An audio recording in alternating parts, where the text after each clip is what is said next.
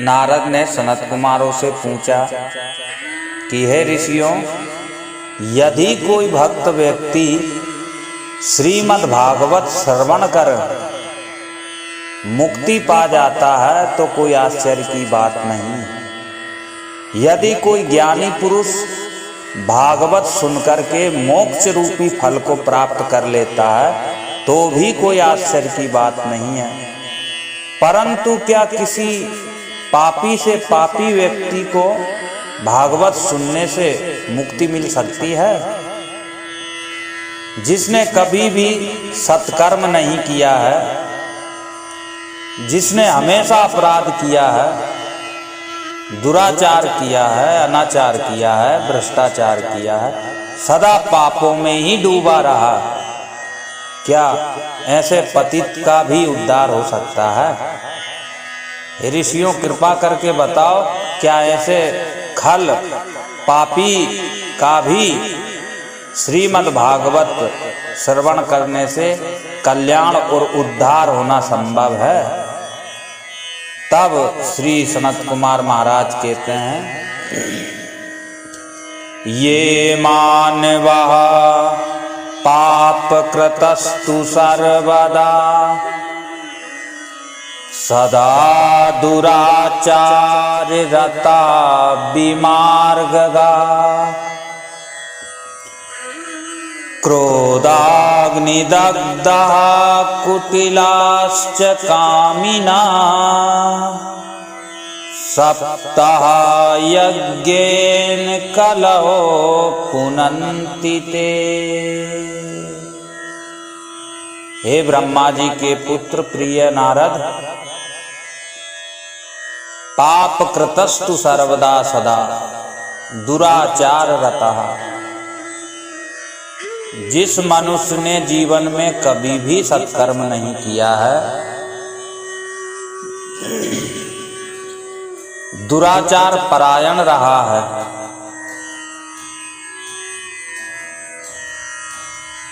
अहंकार, अभिमान, कुकर्मों के अधीन सदा सर्वदा रहा है, जिसकी मनोवृत्तियां कभी भी भगवान की ओर नहीं मुड़ी, क्रोध रूपी अग्नि में जो हमेशा जलता रहा, क्रोध रूपी अग्नि, कामी क्रोधी लालची, इनसे ना भक्ति होए, भक्ति करे कोई सूरमा, जाति वर्ण सब खोए। काम से प्रभावित मन स्थिति वाला जीव, क्रोध से प्रभावित मन स्थिति वाला जीव और लोभ से प्रभावित जिसका मन है, ऐसा व्यक्ति कभी भगवान का भजन नहीं कर सकता है। ऐसा दुराचारी पापी व्यक्ति कभी भगवान को नहीं पा सकता है, न भगवान के भजन में उसका मन लगता है। तो हे देवर्षि नारद, पर श्रीमद् भागवत पुराण की ये अद्भुत महिमा है, ऐसा चमत्कार है, ऐसी कृपा भगवान ने हम पर की है। मृत्यु लोक में भागवत रूपी प्रसाद दे करके हम जीवों का कल्याण ही कर दिया भगवान ने, बड़ा उपकार किया महाराज। किसी के द्वारा कैसे भी श्रीमद् भागवत कथा सुन ले जी, एन कैन प्रकारेण किसी भी प्रकार से भागवत कथा सुन पाना संभव हो जाए तो निश्चित रूप से उसके जीवन में परिवर्तन आ जाता है। सप्ताह यज्ञेन, 7 दिन लगातार नियम से, धर्म से, आचार विचार पूर्वक यदि भागवत कथा श्रवण कर ले तो उसका कल्याण हो जाता है। जो जिंदगी में कभी भी अच्छाइयों की ओर नहीं गया, माँ बाप की कभी सेवा नहीं की और ना कभी सत्य बोला, जिंदगी भर झूठ ही झूठ बोलता रहा। 5 प्रकार के उग्र पापों में जिसकी बुद्धि हमेशा प्रवृत्त रही, वो भी 7 दिन तक भागवत सुन ले तो उसका मन पवित्र हो जाता है, उसका तन शुद्ध हो जाता है, उसका जीवन ही बदल जाता है। पर भागवत सुनने के बाद में बस शर्त यही है, भागवत सुनने के बाद में कोई पाप ना करे, नया जीवन जीना शुरू करे,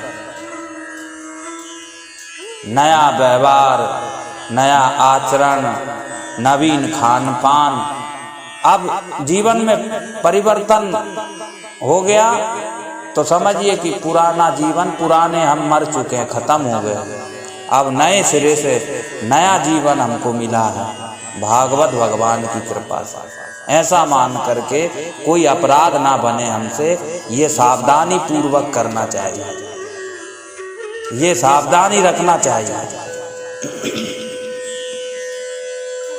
भगवान का नाम तो, भगवान का नाम तो अनुपम है, अद्भुत है, बड़ा चमत्कारी है महाराज। आपने सुना होगा कि 3 चोर थे, वो हमेशा चोरी किया करते थे जंगल में। जंगल में उस रास्ते से, जंगल से गुजरने वाले लोगों का सब लूट लेते थे, सब हरण कर लेते थे। रुपया पैसा, सोना चांदी, जेवर आभूषण जो भी होता था सब छीन लेते थे। पर तीनों का संकेत गजब का था, बड़ा अद्भुत था। 3 जगह थोड़ी दूरी पर 3 चोर खड़े रहते थे। तीनों चोर वृक्षों के नीचे इंतजार करते थे कि कोई आए फिर उसको हम लूटे। तो पहले वाला देखता था तो वो बोलता था नारायण हरि नारायण हरि नारायण हरि। तो दूसरा समझ जाता था, लगता है कोई नर, कोई आया है, कोई मनुष्य आया है, इसलिए संकेत दिया है मित्र ने। जब दूसरा सुन लेता था तो दूसरा भी संकेत देता था तीसरे को, और वो बोलता था कि दामोदर दामोदर दामोदर।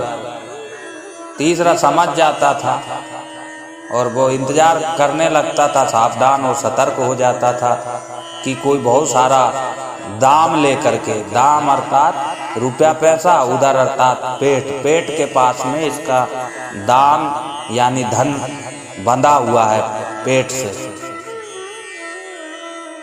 लूट लाट के वो तीसरा भी बोल देता था वासुदेव। तीसरा बोलता था वासुदेव। यही उनका नियम था। ऐसे ही एक बहुत बड़ा व्यापारी आया। जैसे उस व्यापारी को देखा प्रथम चोर ने, डकैत ने, तो पहले वाला बोला नारायण हरि नारायण हरि नारायण हरि, अर्थात कोई आया। दूसरा सावधान हो गया। दूसरे ने उस तीसरे को संकेत दिया दामोदर दामोदर दामोदर दामोदर। तीसरा ने सुना और धन छीन छान के लूट लाट के उसको जाने दिया।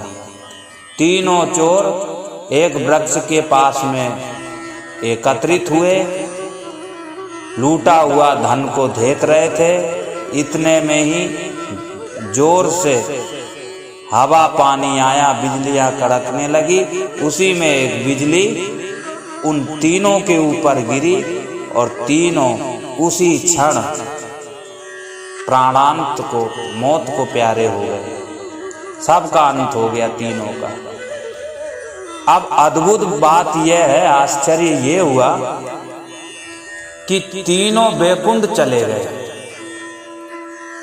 भगवान के पार्षद आए और तीनों को बैकुंठ ले गए। अब सोचिए, न जाने कौन से गुण पर दयानिधि रीझ जाते हैं। भगवान की महिमा तो भगवान ही जाने। न जाने कौन सी आदत पर जीव के, कौन सी आदत पर भगवान प्रसन्न हो जाए, कोई कहा नहीं जा सकता है। तो तीनों भगवान बैकुंठाधिपति के धाम में पहुंच गए। अब इन्होंने जिंदगी भर पाप किया, जिंदगी भर अपराध किया, दूसरों को लूटा, दूसरों को परेशान किया, दुख दिया, तकलीफ, रुलाया, लोगों को कष्ट दिया।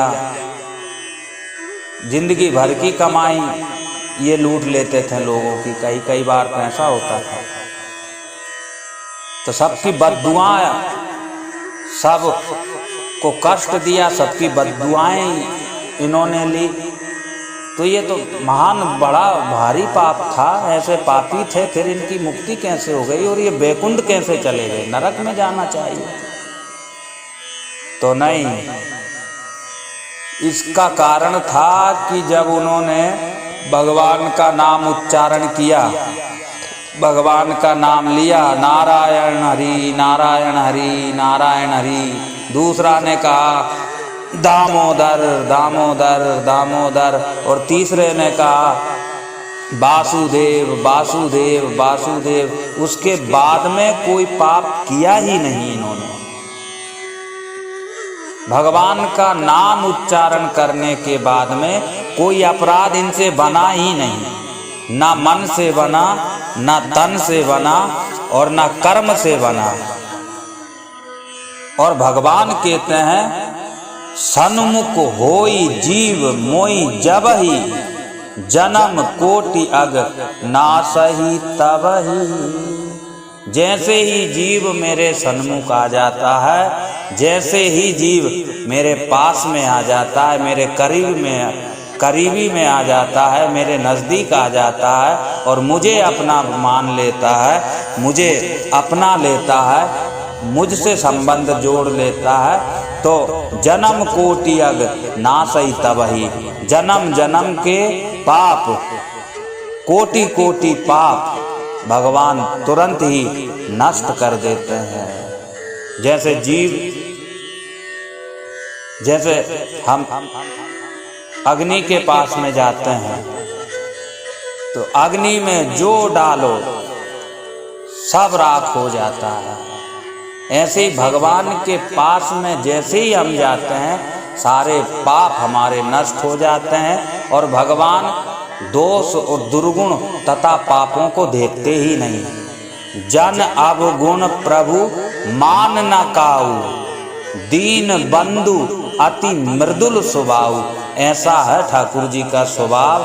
हम कितने दुर्भागी है, कितने अभागी है कि ऐसा भारत देश मिला हमको, भारत जैसी भूमि मिली और अच्छे कुल खानदान में जन्म हुआ, साधु संगत सत्संग रूपी भूमि हमको प्राप्त हुई।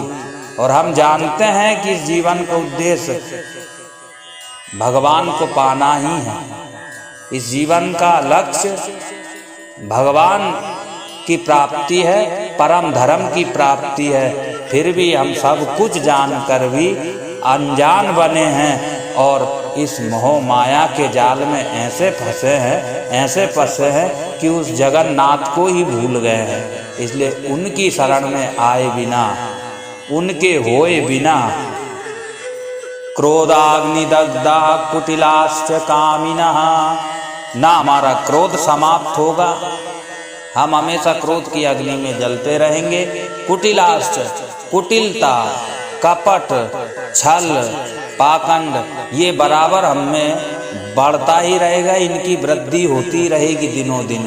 कामिनः, अनेक कामनाएं बढ़ती रहेगी हमारी। इसलिए भगवान की शरण में आते ही जीव का उद्धार हो जाता है। भागवत सुन करके प्रेत योनि से भी मुक्ति हो जाती है। तो आप और हम तो भगवान के नजदीक जाना चाहते हैं, भगवान को पाना चाहते हैं। अरे इसको तो कोई धन के लिए सुन ले, श्रीमद् भागवत भगवान को किसी भी भावना से करा ले साप्ताहिक यज्ञ, चाहे धन की वृद्धि के लिए, तो धन की वृद्धि भी होगी।